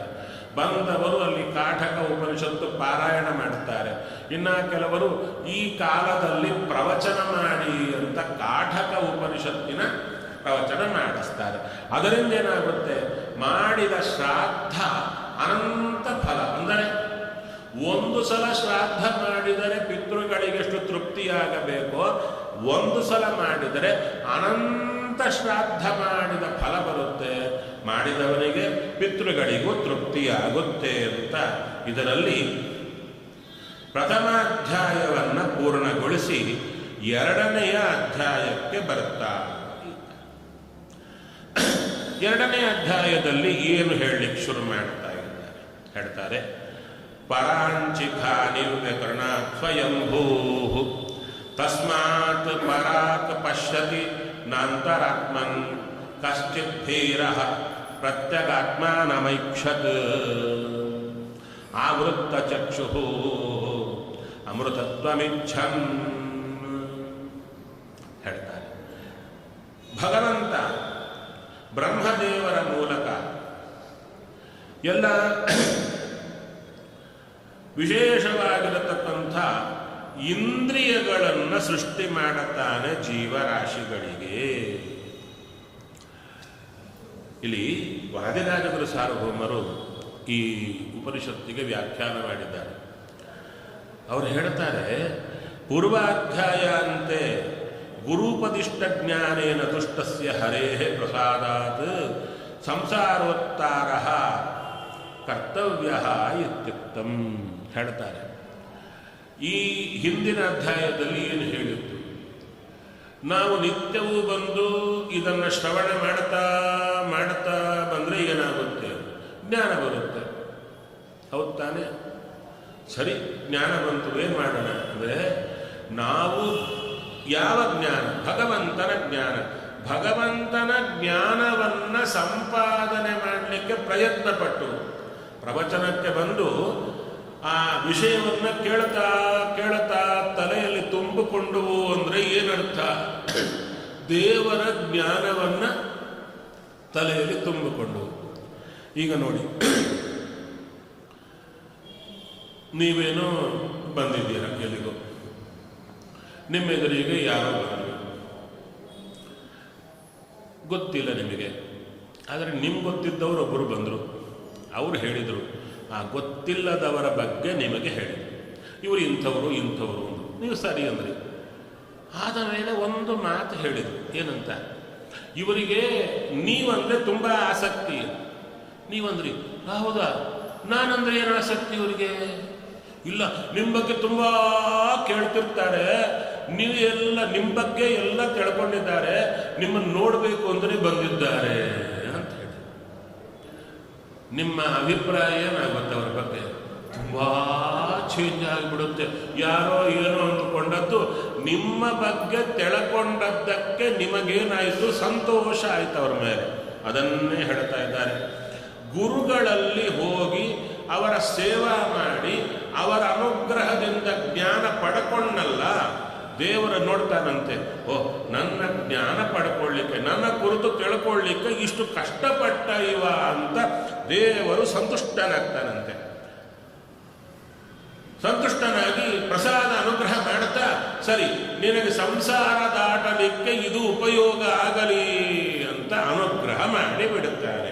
ಇಂಥ ಒಳ್ಳೆ ಇನ್ಫಾರ್ಮೇಶನ್ ಕೊಡ್ತಾರೆ ವಾದಿರಾಜರು, ಚೆನ್ನಾಗಿ ಹೇಳ್ತಾರೆ. ಅವಾಗ ಹೇಳ್ತಾರೆ, ಸ್ವಹೃದಿ ಸ್ಥಿತ ಪರಮಾತ್ಮನಃ ದರ್ಶನೆ ಸ್ವಮನಾದಿ ಇಂದ್ರಿಯೈರೇವ ಅಲಂ ಕಿಂ ಗುರುಪ್ರಸಾದೇನ ಇತಿ ಶಂಕಾವಾರಣಾಯ. ಇಲ್ಲಿ ಹೇಳ್ತಾ ಇದ್ದಾರೆ, ಸರಿಯಪ್ಪ, ಜ್ಞಾನ ಪಡ್ಕೊಂಡ್ವಿ. ಜ್ಞಾನ ಪಡ್ಕೊಂಡ್ಮೇಲೆ ದೇವರ ದರ್ಶನ ಮಾಡಬೇಕು ಅಂದರೆ ಹೃದಯದಲ್ಲಿರೋ ದೇವರ ದರ್ಶನ ಮಾಡಬೇಕು. ನಾವು ಮಾಡಬೇಕಾದ್ರೆ ಏನು ಬೇಕು? ಮನಸ್ಸು ಮೊದಲಾದ್ದು ಬೇಕು. ಮನಸ್ಸಿನಿಂದ ದೇವರ ಧ್ಯಾನ ಮಾಡಬೇಕು, ಹೋಗ್ತಾನೆ ಇದ್ರೆ ಸಾಕು. ಮತ್ತೆ ಗುರುಪ್ರಸಾದ ಯಾಕೆ? ಇವ್ರು ಕಟ್ಕೊಂಡು ನಾವೇನು ಮಾಡಬೇಕು ಅಂದರೆ ಹೇಳ್ತಾ ಇದ್ದಾರೆ, ಇಂದ್ರಿಯಾಣ ಈ ದ್ವಿತೀಯಾಧ್ಯಾಯದಲ್ಲಿ ಮೊದಲಿನಲ್ಲಿ ಏನು ಹೇಳ್ತಾರೆ? ಇಂದ್ರಿಯಾಣಾಂ ಬಹಿರ್ಮುಖತೆಯ ಕುತ್ಸಿತತೆಯ ಚ ಸ್ವಯಂಭುವ ಸೃಷ್ಟತ್ವಾತ್. ನಮ್ಮ ಇಂದ್ರಿಯಗಳೆಲ್ಲ ಯಾವಾಗೂ ಹೊರಮುಖ ಹೊರಮುಖ ಹೊರಮುಖ ಅಂದರೆ ದೇವರ ಕಡೆ ಹೋಗೋದೇ ಇಲ್ಲ. ಯಾವಾಗ ನೋಡಿದರೂ ಅದು ತಿನ್ನೋಣ, ಇದು ಕುಡಿಯೋಣ, ಅದು ಇದು ಸುಖ. ಇಂದ್ರಿಯಗಳಿಂದ ಏನು ಸುಖ ಬರುತ್ತೋ ಅದಕ್ಕೆ ಓಡ್ತಾ ಇರುತ್ತೆ. ದೇವರನ್ನು ಬಿಟ್ಟು ದುಃಖ ಪಡ್ಲಿಕ್ಕಾದ್ರೂ ಸಿದ್ಧ ಆಗಿರುತ್ತೆ. ದುಃಖ ಪಟ್ಟರೂ ಪರವಾಗಿಲ್ಲ, ಅಲ್ಲೇ ಹೋಗ್ತೇನೆ, ದೇವರ ಹತ್ರ ಬರಲ್ಲ ಅಂತ ಹೊರಗೆ ಇರುತ್ತೆ, ಒಳಮುಖ ಆಗಲ್ಲ. ಸರಿ, ಅದನ್ನು ಒಳಮುಖ ಮಾಡಬೇಕಾದ್ರೆ ಇಂದ್ರಿಯಗಳನ್ನು ಏನು ಮಾಡಬೇಕು ಹೇಳ್ತಾರೆ? ತತ್ ವಶೀಕರಣಾಯ. ನಮ್ಮ ಇಂದ್ರಿಯಗಳು ನಮ್ಮ ವಶಕ್ಕೆ ಬರಬೇಕಾದರೆ ಬರುತ್ತರಿ. ಅದಕ್ಕೇನು? ಉಪವಾಸ ಮಾಡಿದರೆ ಆಯಿತು. ಉಪವಾಸ ಮಾಡಿದರೆ ಅವತ್ತಿನ ದಿವಸ ದಿನಾಗೂ ಟಿ ವಿ ನೋಡ್ತಿರ್ತಾರೆ. ದಿನಾಗೂ 1-2 ತಾಸು ಟಿ ವಿ ನೋಡಿ, ಹೌದಾ, ಇನ್ನು ಸಾಕು, ಆ ಪ್ರೋಗ್ರಾಮೇ ನಿಂತು ಹೋಗಬೇಕು, ಇವ್ರು ನೋಡ್ತಾನೆ ಇರ್ತಾರೆ, ಹಾಗೆಯೇ ನೋಡ್ತಿರ್ತಾರೆ, ಹೌದಾ. ಏಕಾದಶಿ ಉಪವಾಸ ಮಾಡ್ತಿರ್ತಾರೆ, ಅವತ್ತು ಹೇಳ್ತಾರೆ, ಇವತ್ತಿಲ್ರಿ ಏನೂ ಇಲ್ಲ, ಯಾಕೆ ಹೊಟ್ಟೆಯಲ್ಲಿ ಏನು ಬಿದ್ದಿಲ್ಲ, ಅದಕ್ಕೆ ಮಲಗ್ತೀವಿ, ಸುಮ್ಮನೆ ಇರ್ತೀವಿ. ಇಂದ್ರಿಯ ನಿಗ್ರಹ ಆಯ್ತಲ್ಲ. ದ್ವಾದಶಿ ಊಟ ಆದ ಕೂಡಲೇ ಮತ್ತು ಶುರು ಅಲ್ಲವೇ? ಇನ್ನು ಏಕಾದಶಿ ಸಾಯಂಕಾಲನೇ ಶುರು. ನಾಳೆ ಬೆಳಿಗ್ಗೆ ಅಡಿಗೆ ಏನು ಮಾಡಬೇಕು ಅಂತೆಲ್ಲ ಪ್ಲ್ಯಾನ್ ಆಗ್ತಾ ಇರುತ್ತೆ, ಹೌದಾ. ಹಾಗಾದರೆ ಇಂದ್ರಿಯಗಳ ನಿಗ್ರಹ ಅಂದರೆ ಯಾವುದರಿಂದ? ಗುರುಪ್ರಸಾದ ಅವಶ್ಯಕ. ಗುರುಗಳು ಭಗವಂತನಲ್ಲಿ ಪ್ರಾರ್ಥನೆ ಮಾಡಿ, ಸ್ವಾಮಿ ಈ ವ್ಯಕ್ತಿಯ ಇಂದ್ರಿಯಗಳು ಇವನ ಹತೋಟಿಗೆ ಬರುವಂತೆ ಮಾಡು ಅಂತ ದೇವರಲ್ಲಿ ಪ್ರಾರ್ಥನೆ ಮಾಡಿದರೆ ಆವಾಗ ಇಂದ್ರಿಯಗಳು ಆ ವ್ಯಕ್ತಿಯ ಹತೋಟಿಗೆ ಬರುತ್ತೆ. ಇಫ್ ನಾಟ್, ಏನು ತಿಪ್ಪರ್ಲಾಗ ಹಾಕಿದ್ರು ಬಂದಂತೆ ಇರುತ್ತೆ ಮತ್ತು ಕಳೆದಾಗ್ತಾನೆ ಇರುತ್ತೆ. ಅದಕ್ಕೆ ಪರಾಂಚಿಖಾನಿ ವ್ಯತೃಣಾತ್ ಸ್ವಯಂಭೂ ತಸ್ಮಾತ್ ಪರಾಕ್ ಪಶ್ಯತಿ ನ ಅಂತರಾತ್ಮನ್. ಖಾನಿ, ಖಾ ಅಂದ್ರೆ ಏನು ಅಂದ್ರೆ ಇಂದ್ರಿಯಗಳು. ಅವನ್ನ ವಿಶೇಷವಾಗಿ ಯಾವಾಗೂ ಹೊರಗಿರುವ ವಿಷಯ ಪದಾರ್ಥಗಳಲ್ಲೇ ಓಡುವಂತೆ ಬ್ರಹ್ಮದೇವರೇ ಸೃಷ್ಟಿ ಮಾಡಿದ್ದಾರೆ. ಹೇಳ್ತಾ ಇದ್ದಾರೆ, ಕಶ್ಚಿತ್ ಧೀರ, ಅದೇನ್ ಮಾಡ್ತಾನೆ ಜೀವ, ಆ ಇಂದ್ರಿಯಗಳೆಲ್ಲ ಹೊರಮುಖ ಆಗಿರುತ್ತೆ, ಒಳಗಿರುವ ದೇವರ ಕಡೆಗೆ ಮನಸ್ಸು ಬರೋದೇ ಇಲ್ಲ, ಇಂದ್ರಿಯಗಳು ಬರೋದೇ ಇಲ್ಲ, ಹಾಗೇ ಇರುತ್ತೆ. ಅದಕ್ಕೆ ಕಶ್ಚಿತ್ ಧೀರ ಪ್ರತ್ಯಗಾತ್ಮಾನಮೈಕ್ಷತ್ ಆವೃತ್ತ ಚಕ್ಷು ಅಮೃತತ್ವಮಿಚ್ಛನ್. ಅದಕ್ಕೆ ಹೇಳ್ತಾರೆ ಕಶ್ಚಿತ್ ಧೀರ, ಯಾರೋ ಒಬ್ಬ ಬುದ್ಧಿವಂತನಾದವ. ಬರೀ ಬುದ್ಧಿವಂತಿಕೆ ಇದ್ರೆ ಸಾಲದು, ಇನ್ನೇನು ಜ್ಞಾನ ಇರಬೇಕು, ಏನು ಮಾಡಬೇಕು ಅಂತ ಗೊತ್ತಿರಬೇಕು, ಆಸಕ್ತಿ ಇರಬೇಕು, ಇಂಟ್ರೆಸ್ಟ್ ಇರಬೇಕು, ಜೊತೆಗೆ ಪೇಷನ್ಸ್ ಇರಬೇಕು. ನಮ್ಮಲ್ಲಿ ಬಹಳ ಲೋಪ ಆಗಿರೋದು ಯಾವುದು ಅಂದರೆ ಪೇಷನ್ಸ್. ಹೌದು ತಾನೆ? ಆಚೆ ಇರುವ ವ್ಯಕ್ತಿಗಳು ಏನು ಮಾತಾಡ್ತಾ ಇದ್ದಾರೆ ಎಂಬುದು ಅರ್ಥ ಮಾಡಿಕೊಳ್ಳಲ್ಲ. ಅವರ ಮಾತು ನಮ್ಮ ಪ್ರವೃತ್ತಿ ಹೇಗಿರುತ್ತೆ, ಅವರು ಮಾತಾಡಲಿಕ್ಕೆ ಯಾರಾದರೂ ಶುರು ಮಾಡಿದರೆ ಅರ್ಧ ಕೇಳಿ ಅದರೊಳಗೆ ನಾವು ಅರ್ಥ ನಮ್ಮ ಪ್ರಕಾರ ಮಾಡಿಕೊಂಡು ಉತ್ತರವೂ ಕೊಟ್ಟಿರ್ತೀವಿ. ಅವರಂತಾರೆ ಸ್ವಲ್ಪ ನಿಲ್ಲಿಯಪ್ಪ ಅಂತ, ನಿಲ್ಲೋದೇ ಇಲ್ಲ. ಅದನ್ನು ಅರ್ಧ ಕೇಳಿ ಉತ್ತರ ಕೊಟ್ಟು ಸಿಟ್ಟಾಗಿ ಹೋಗೂ ಬಿಟ್ಟಿರ್ತೀವಿ. ನಂತರ ಅವ್ರು ಫೋನ್ ಮಾಡ್ತಾರೆ, ನಾವು ಹೀಗೆ ಹೇಳಿದ್ದೀವಿ ಅಂದರೆ ಹೌದಾ, ನಾನು ಹೀಗೆ ಅಂದುಕೊಂಡೆ. ಯಾಕೆ? ಅವ್ರ ಮಾತು ಕೇಳುವ ಪೇಷನ್ಸು ಇಲ್ಲ. ನಮಗೆ ಹಿತ ಬಯಸುವವರ ಮಾತು ಕೇಳಲಿಕ್ಕೂ ನಮಗೆ ಪೇಷನ್ಸ್ ಇಲ್ಲ ಅಂದರೆ ಹೇಗೆ? ಅದಕ್ಕೆ ಹೇಳ್ತಾರೆ ಧೀರ ಹರಿ ಅನುಗ್ರಹಾತ್ ಪ್ರತ್ಯಗಾತ್ಮಾನಮೈಕ್ಷತ್. ಭಗವಂತನ ಅನುಗ್ರಹದಿಂದಲೇನೆ ಭಗವಂತ ನಮ್ಮ ಹೃದಯದಲ್ಲಿರುವ ದೇವರನ್ನ ನೋಡೋದಕ್ಕೆ ಸಾಧ್ಯ ಅಂದರು. ಅದಕ್ಕೆ ರಾಘವೇಂದ್ರ ಸ್ವಾಮಿಗಳು ಹೇಳ್ತಾ ಬರ್ತಾರೆ, ರಾಯರು ಅವರ ಮಾತುಗಳು ನೋಡಿದರೆ ಪುನರಪಿ ಬ್ರಹ್ಮವಿದ್ಯಾಂ ವಕ್ತು, ಒಂದು ಅಧ್ಯಾಯದಿಂದ ಬ್ರಹ್ಮವಿದ್ಯೆಯನ್ನು ಹೇಳಿದರು ಮತ್ತು ಬ್ರಹ್ಮವಿದ್ಯೆಯನ್ನು ಕುರಿತು ಹೇಳಲಿಕ್ಕೆ ಶುರು ಮಾಡ್ತಾರೆ 2ನೇ ಅಧ್ಯಾಯದಲ್ಲಿ. ಅದಕ್ಕೆ ಅಂಗ ಯಾವುದು ಅಂದರೆ ತದಂಗತೆಯ ವೈರಾಗ್ಯಂ ಸಂಪಾದ್ಯಂ. ವೈರಾಗ್ಯವನ್ನು ನಾವು ಸಂಪಾದನೆ ಮಾಡಬೇಕು.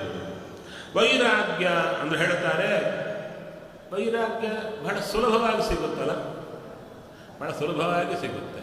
ನಾವು ಹೆಜ್ಜೆ ಹೆಜ್ಜೆಗೂ ವೈರಾಗ್ಯ ಬರ್ತಿರುತ್ತೆ. ಏನು ಅಂತ, ನಾಳೆ ನನಗಿದೇನು ಬೇಡ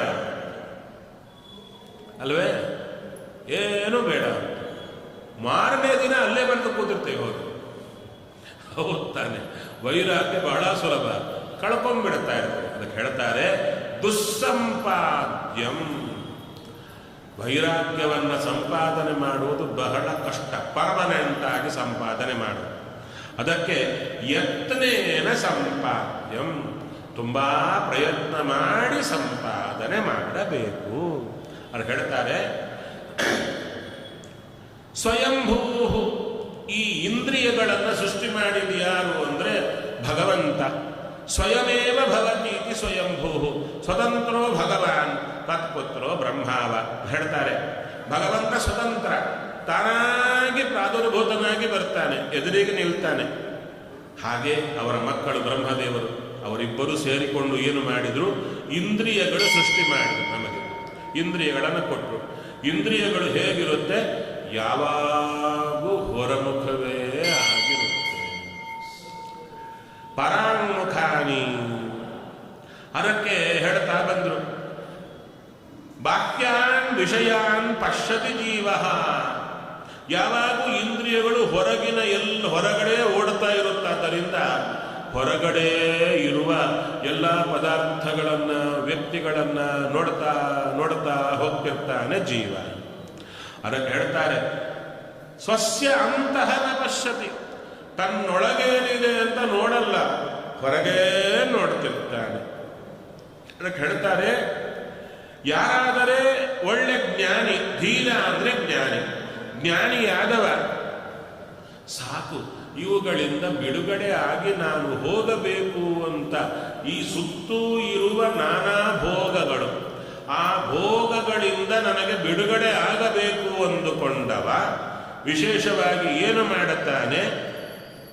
ವೈರಾಗ್ಯದಿಂದ ಭಗವಂತನನ್ನು ನೋಡುತ್ತಾನೆ. ಚೆನ್ನಾಗಿದೆ ಅಲ್ವಾ? ಒಳ್ಳೆ ಸಬ್ಜೆಕ್ಟು. ಪ್ರವಚನಕ್ಕೆ ಕೇಳಲಿಕ್ಕೂ ಚೆನ್ನಾಗಿದೆ, ಹೇಳಲಿಕ್ಕೂ ಚೆನ್ನಾಗಿದೆ. ನಾವು ಹೇಳಿ ಹೊರಟೋಗ್ತೀವಿ, ನೀವು ಕೇಳಿ ಹೊರಟೋಗ್ತೀರ. ಅದೇನೋ ವೈರಾಗ್ಯ ಸಂಪಾದನೆ ಮಾಡಬೇಕಂತೆ ನೋಟ್ ಮಾಡ್ಕೊಂಡು ಹೊರಟೋಗ್ತೀವಿ. ಅದು ಹೇಗೆ ಮಾಡಬೇಕು, ಏನು, ಯಾಕೆ ವೈರಾಗ್ಯ, ಯಾಕೆ ಈ ದೇವರನ್ನು ಕಟ್ಕೊಂಡು ಏನು ಮಾಡಬೇಕು? ಯಾವಾಗ ಕಾಣಿಸ್ತಾನೋ ಏನೋ ಗೊತ್ತಿಲ್ಲ. ಸದ್ಯಕ್ಕಂತೂ ಸಿಕ್ಕಿದ್ದೇನೋ ತಿಂದು ಸಂತೋಷವಾಗಿರ್ಬೋದಲ್ಲ, ಇದ್ದ ಭೋಗ ಪಡ್ಬೋದಲ್ವ? ಏನೋ ಸಿಕ್ಕತ್ತೆ, ಅದು ಬಿಟ್ಟು ದಿನ ಉಪವಾಸ ಬಿದ್ದು ಈ ಜನ್ಮ ಎಲ್ಲ ಹೀಗೆ ಕಳೆದ್ರೆ ದೇವರು ಸಿಗ್ತಾರೆ ಇಲ್ಲ ಗ್ಯಾರಂಟಿ ಇಲ್ಲ. ನಾವಂತೂ ಉಪವಾಸ ಬಿದ್ದಿರ್ತೀವಲ್ಲ, ಯಾಕೆ ವೈರಾಗ್ಯ ತಂದುಕೋಬೇಕು? ವೈರಾಗ್ಯ ಅಂದ್ರೆ ಸುತ್ತೂ ಇರತಕ್ಕ ಭೋಗ ವಸ್ತುಗಳ ಮೇಲೆ ವಿರಕ್ತಿ ಅಂದ್ರು. ಅದಕ್ಕಂದ್ರು ವಿರಕ್ತಿ ತಾನಾಗಿ ಬರಬೇಕಾ, ನಾವು ತಂದ್ಕೋಬೇಕಾ? ತಾನಾಗಿ ನಿಮ್ಗೆ ಸದ್ಯಕ್ಕೆ ಬರಲ್ಲ, ನೀವೇ ಅದು ಬರಲಿಕ್ಕೆ ಪ್ರಯತ್ನ ಮಾಡಿ. ಹೇಗೆ ಅಂತ ಕ್ವಶನ್ ಮಾರ್ಕ್ ಇರುತ್ತೆ. ಕೇಳಿ ಹೋದರೆ ಈ ಸಬ್ಜೆಕ್ಟು ಬಹಳ ಈಸಿ, ತುಂಬ ಚೆನ್ನಾಗಿರುತ್ತೆ. ಮಾಡಬೇಕು ಅಂದುಕೊಂಡವರಿಗೇನೆ ಟಫ್ ಆಗುತ್ತೆ. ಹೇಗೆ ಮಾಡಬೇಕು? ಯಾಕೆ ನನ್ನ ಸುತ್ತೂ ಇರುವ ಏನು ತಿಂದನಪ್ಪ, ಚೆನ್ನಾಗಿ ತಿಂದೆ, ಸಂತೋಷವಾಗಿ ನಾನಾ ಬಗೆದೆಲ್ಲ ಈ ಪ್ರಪಂಚದಲ್ಲಿ ಏನೇನು ಕಾಣುತ್ತೋ ಎಲ್ಲ ತಿಂದೆ, ಸಂತೋಷಪಟ್ಟೆ, ಕುಡದೆ, ತಿಂದೆ, ನೋಡಿದೆ, ಏನು ಸಂತೋಷದಲ್ಲೇ ಇದ್ದೆ. ಏನು ತಪ್ಪು ಅಲ್ವಾ? ತಪ್ಪೇನಿಲ್ಲ, ಸ್ವಲ್ಪ ನೋಡು. ಈ ಸುಖ ಅಂದರೆ ಏನು, ಆ ಸುಖದ ಲಕ್ಷಣ ಏನು, ಸ್ವಲ್ಪ ನೀ ಅಬ್ಸರ್ವ್ ಮಾಡು. ಏನು ಹೇಳಿದ್ರೆ, ಈಗ ನೋಡಿ, ನಮ್ಮ ತಲೆ ನಮ್ಮ ಕಣ್ಣಿಗೆ ಕಾಣುತ್ತಾ? ಯಾರೋ ಅಂದ್ರು, ನನ್ನ ಕಣ್ಣಿಗೆ ಯಾವುದು ಕಾಣುತ್ತೋ ಅದು ಮಾತ್ರ ಇದೆ ಅಂತ ಒಪ್ಪುತ್ತೇನೆ ಅಂತ. ಯಾರಂದ್ರು, ನಿನ್ನ ತಲೆ ಕಾಣುತ್ತಾ ನಿನ್ನ ಕಣ್ಣಿಗೆ ಕಾಣಿಲ್ಲ. ಆದರೆ ಕನ್ಫರ್ಮೇಷನ್ ಏನಾಯಿತು? ನಿನ್ನ ತಲೆ ಇಲ್ಲ. ಕಣ್ಣಿಗೆ ಕಂಡ್ರೇನೆ ಇದೆ ಅಂತ ಒಪ್ಪೋದಾದರೆ, ತಲೆ ಕಂಡಿಲ್ಲ ಅಂದ್ರೆ ತಲೆ ಇಲ್ಲ ಅಂತ. ಆದರೆ ನೋಡಿ, ಕಣ್ಣಿಗೆ ತಲೆ ಕಾಣದಿದ್ರು ಕನ್ನಡಿಯಲ್ಲಿ ಕಾಣುತ್ತೆ, ಹೌದು ತಾನೆ? ಹಾಗೆ ಈ ವಿಷಯಗಳೆಲ್ಲ, ಶಾಸ್ತ್ರ ವಿಷಯಗಳೆಲ್ಲ ನಮ್ಮ ಕಣ್ಣಿಗೆ ಕಾಣದಿದ್ರು ಶಾಸ್ತ್ರದ ಕನ್ನಡಿಯಲ್ಲಿ ನಾವು ನೋಡೋದು. ಶಾಸ್ತ್ರದಲ್ಲಿ ಇಲ್ಲಿ ಹೇಳುತ್ತಾ ಬರ್ತಾ ಇದ್ದಾರೆ. ಈಗ ನಾನೊಂದು ಪದಾರ್ಥ ತಿಂದಾಗ ನನಗೆ ಸುಖ ಆಗುತ್ತೆ, ಹೌದು ತಾನೆ? ಸುಖ ಆಗುತ್ತೆ ಅಂದರೆ ಯಾವ ರೀತಿ ಆಗುತ್ತೆ, ಮೆಕ್ಯಾನಿಸಮ್ ಹೇಗೆ ಇಲ್ಲಿ ಅಂತ ಹೇಳ್ತಾರೆ. ಆ ಪದಾರ್ಥದಲ್ಲಿ ದೇವರಿರ್ತಾರೆ, ದೇವರ ರೂಪ ಇರುತ್ತೆ. ನಮ್ಮ ನಾಲಿಗೆಯಲ್ಲಿ ಭಗವಂತ ಇರ್ತಾನೆ, ನಾಲಿಗೆ ಕೆಲಸ ಮಾಡಿಸಲಿಕ್ಕೆ. ಪದಾರ್ಥದಲ್ಲಿ ಅದರ ರುಚಿ ಎಲ್ಲ ಬರಲಿಕ್ಕೆ ದೇವರಿರ್ತಾರೆ. ನಾವು ತಗೊಂಡಾಗ ಪದಾರ್ಥದಲ್ಲಿರುವ ದೇವರ ರೂಪ ನಾಲಿಗೆಯಲ್ಲಿರುವ ದೇವರ ರೂಪಕ್ಕೆ ಸೇರಿ ಆ ಎರಡೂ ರೂಪ ನಮ್ಮ ಮನಸ್ಸಿನಲ್ಲಿ ದೇವರ ರೂಪ ಇರುತ್ತೆ. ಅಲ್ಲಿಗೆ ಹೋಗಿ ಸೇರಿದಾಗ ಮನಸ್ಸಿನಲ್ಲಿರುವ ರೂಪ ಏನು ಮಾಡುತ್ತೆ? ಮನಸ್ಸನ್ನ ವಿಕಾರಗೊಳಿಸುತ್ತೆ. ಆ ಮನೋವಿಕಾರವೇ, ಮನಸ್ಸಿನಲ್ಲಿ ಬಂದ ವಿಕಾರ ನಮಗೆ ಹಿತಕರವಾಗಿದ್ರೆ ಸುಖ, ಅದು ಹಿತಕರವಲ್ಲದಿದ್ದರೆ ಅದೇ ಮನೋವಿಕಾರವೇ ದುಃಖ. ಹೌದಾ? ಆ ಪದಾರ್ಥ ನೋಡಿದೆ, ತಿಂದೆ, ಮನೋವಿಕಾರ ಬಂತು, ಯಾವುದು ಸುಖ. ಎಷ್ಟು ಹೊತ್ತಿರುತ್ತೆ? ಕ್ಷಣ ಅಷ್ಟೇ ತಾನೇ, ಕ್ಷಣ ಬರುತ್ತೆ ನೋಡಿ. ಇಲ್ಲ ಇನ್ನೊಂದ್ಸಲ ತಿಂತೇನೆ, ಊಟ ಕೂತಿರ್ತೇವೆ, ಒಳ್ಳೆ ಐಟಮ್ ನಮ್ಗೆ ಬೇಕಾಗುತ್ತೆ ಬಂದಿರುತ್ತೆ, ಆಸೆ ಜಾಸ್ತಿ ಹಾಕೊಂಡ್ಬಿಡ್ತಾರೆ, ತುಂಬ ಹಾಕ್ಬಿಡ್ತಾರೆ. ಹಾಕೊಂಡ್ಮೇಲೆ ಮೊದಲನೇ ತುತ್ತಿಗೆ ಒಳ್ಳೆ ಟೇಸ್ಟ್ ಬರುತ್ತೆ, ಎಸ್. ಎರಡನೇ ತುತ್ತಿಗೆ ಡೌನ್, ಮೂರನೇ ತುತ್ತಿಗೆ ಸುಖವೇ ಇಲ್ಲ, ಬರೀ ಹೊಟ್ಟೆ ತುಂಬ್ತಾ ಇರುತ್ತೆ. ನಾಲ್ಕನೇ ತುತ್ತಿಗೆ ಸಾಕು ಅಂತಾಗುತ್ತೆ. ಪದಾರ್ಥವೇ ಸುಖ ಕೊಡುವುದಾದರೆ ನಾನ್ ಸ್ಟಾಪ್ ಆಗಿ ಸುಖ ಕೊಡ್ತಾನೆ ಇರಬೇಕಲ್ಲ, ಕೊಡಲ್ಲ ಅದು. ಯಾಕೆ? ಒಳಗೆ ದೇವರು ಮನಸ್ಸಿನಲ್ಲಿ ವಿಕಾರ ಕೊಟ್ಟ. ದೇವ್ರನ್ನ ಕೇಳಿದ್ರು, ಅದೇನೋ ಮನಸ್ಸಿನಲ್ಲಿ ವಿಕಾರ, ಸಂತೋಷ, ನಾನ್ ಸ್ಟಾಪ್ ಆಗಿ ಕೊಡಬಾರ್ದ? ಇಲ್ಲಪ್ಪ, ನಿನ್ನ ಪದಾರ್ಥ ಏನಿದೆ ಅದಕ್ಕೆ ತಕ್ಕಂತೆ ಕೊಡ್ತೇನೆ, ನಾನು ಇಷ್ಟೇ ಕೊಡ್ತೇನೆ, ಚೂರು ಚೂರು ಚೂರು ಕೊಡ್ತೇನೆ. ಹೌದಾ? ಮತ್ತೆ ಇದು ಪಡ್ತಾ ಇದ್ದೇನೆ ಹುಟ್ಟಿದಾಗ್ಲಿಂದ. ಇವಾಗ ಎಷ್ಟು ವರ್ಷ ಆಯಿತೋ ಗೊತ್ತಿಲ್ಲ, 40, 50, 60 ಆಯಿತು. ಅದು ಪಡಲಿಕ್ಕೆ ಇಡೀ ದುಡ್ಡು ಸಂಪಾದನೆ ಮಾಡುವುದು, ಇದು ಪಡಲಿಕ್ಕೇನೆ. ದಿನ ದಿನದಲ್ಲಿ ಯಾವ ರೀತಿ ಸುಖ ಪಡ್ಲಿಕ್ಕೆ ಹೋದ್ರೂ ಒಂದೊಂದು ಸೆಕೆಂಡ್ ಇರುತ್ತೆ, ಹೊರಟೋಗುತ್ತೆ. ಅಡ್ಜಸ್ಟ್ ಆಗ್ತೀನಿ, ಮತ್ತು ಅದಕ್ಕಾಗಿ ಪ್ರಯತ್ನ ಪಡ್ತೀನಿ. ಅದರಲ್ಲೇ ಇಷ್ಟು ವರ್ಷ ಆಯಿತು, ಇನ್ನೇನು 100 ವರ್ಷ ಆಗತ್ತೆ. 100 ಇರಲ್ಲ, ಹೊರಟೋಗ್ತಿರ್ತಾನೆ, ಹೊರಟೇ ಹೋಗ್ತೀನಲ್ವ. ಅದಕ್ಕೆ ದೇವರಂದ್ರು, ನಿನ್ನ ಡೆಡ್ಲೈನ್ ಫಿಕ್ಸ್ ಆಗಿದೆ, ಮತ್ತೇನು ಮಾಡಲಿ? ಇದು ನೋಡಿದ್ರೆ ಪರ್ಮನೆಂಟ್ ಆಗಿ ಸುಖ ಬರ್ತಿಲ್ಲ, ಚೂರು ಚೂರು ಚೂರು ಬರುತ್ತೆ, ಹೊರಟೋಗ್ತಾ ಇದೆ. ಏನ್ ಮಾಡಲಿ? ಅವಾಗ ದೇವರು ಹೇಳ್ತಾರೆ, ನಿನ್ನ ಒಳಗೆ ಸ್ವರೂಪ ದೇಹದಲ್ಲೇ ಆನಂದ ಕೂತಿದೆ. ಎಷ್ಟು ಆನಂದ ಅಂದರೆ ಎಡಬಿಡದ ಆನಂದ, ನಾನ್ ಸ್ಟಾಪ್ ಆನಂದ ನಿನ್ನೊಳಗೆ ಇದೆ. ನಾನು ನಿನ್ನನ್ನು ಹುಟ್ಟು ಹಾಕಿ ನಿನಗೆ ಈ ಇಂದ್ರಿಯಗಳೆಲ್ಲ ಕೊಟ್ಟು, ಈ ಆಹಾರ ಕೊಟ್ಟು ಸುಖ ಕೊಡೋದು ಯಾಕೆ ಗೊತ್ತಾ? ನಿನ್ನೊಳಗಿರುವ ಆನಂದವನ್ನ ನೀನು ಪಡೆಯಬೇಕು ನಾನ್ ಸ್ಟಾಪ್ ಆಗಿ. ಹಾಗಾದ್ರೆ ನಮ್ಮೊಳಗಿರುವ ಆನಂದ ನಾವು ನಾನ್ ಸ್ಟಾಪ್ ಆಗಿ ಪಡೆಯಬೇಕಾದ್ರೆ ಏನು ಮಾಡಬೇಕು ಅಂದ್ರೆ, ಅದಕ್ಕೆ ಅಡ್ಡಿಯಾಗಿ ತೊರೆ ಕೂತಿದೆ ಲಿಂಗದೇಹ, ಅದು ಹೋಗಬೇಕು. ಅದು ಹೋಗ್ಬೇಕಾದ್ರೆ ಏನ್ ಮಾಡಬೇಕು ಅಂದ್ರೆ ಹೇಳ್ತಾರೆ, ನನ್ನನ್ನೇ ಚಿಂತನೆ ಮಾಡತಾ ಬಾ, ನಾನು ಆ ತೊರೆಯನ್ನು ತೆಗೆಯುತ್ತೇನೆ. ಹೌದು, ನಿನ್ನನ್ನೇ ಚಿಂತನೆ ಮಾಡಬೇಕು ಅಂತ ನೀನು ಹೇಳ್ತೀಯ, ಅದರಿಂದ ಪೊರೆ ಹೋಗುತ್ತೆ. ಪೊರೆ ಹೋದರೆ ನನ್ನೊಳಗಿರುವ ಆನಂದ ನಾನ್ ಸ್ಟಾಪ್ ಆಗಿ ನಾನು ಸಿಗುತ್ತೆ, ಕರೆಕ್ಟೇ. ಈ ಇಂದ್ರಿಯಗಳು ನೀನೇ ಕೊಟ್ಟಿದ್ದು, ಪದಾರ್ಥಗಳು ನೀನೇ ಕೊಟ್ಟಿದ್ದು, ನನಗೆ ಈ ಸಿಗುವ ಚಿಕ್ಕ ಚಿಕ್ಕ ಸುಖ ಇದೆಯಲ್ಲ, ಇದಕ್ಕಾಗಿ ಯಾವಾಗೂ ಇವು ಓಡಿ ಹೋಗ್ತಾ ಇವೆ, ನಿನ್ನ ಕಡೆ ಬರ್ತಾ ಇಲ್ಲ. ಏನು ಮಾಡಲಿ? ಅದಕ್ಕೆ ಜ್ಞಾನದಿಂದ ಕಂಟ್ರೋಲ್ ಮಾಡು. ಯಾವಾಗ ಅಲ್ಲಿಗೆ ಹೋಗುತ್ತೋ ಇದೆಲ್ಲ ರಿವೈಂಡ್ ಮಾಡ್ಕೋಬೇಕು. ಓಹೋ, ಇಲ್ಲಿ ನನಗೆ ಸುಖ ಸಿಗ್ತಾ ಇದೆ, ಅದು ಪದಾರ್ಥ ಕೊಡ್ತಾ ಇಲ್ಲ, ದೇವರೇ ಕೊಡ್ತಿದ್ದಾರೆ. ಅದು ಎಷ್ಟು ಕೊಡ್ತಾ ಇದ್ದಾನೆ? ಚೂರೇ ಕೊಡ್ತಿದ್ದಾನೆ. ಅದು ಯಾಕೆ ಕೊಟ್ಟ?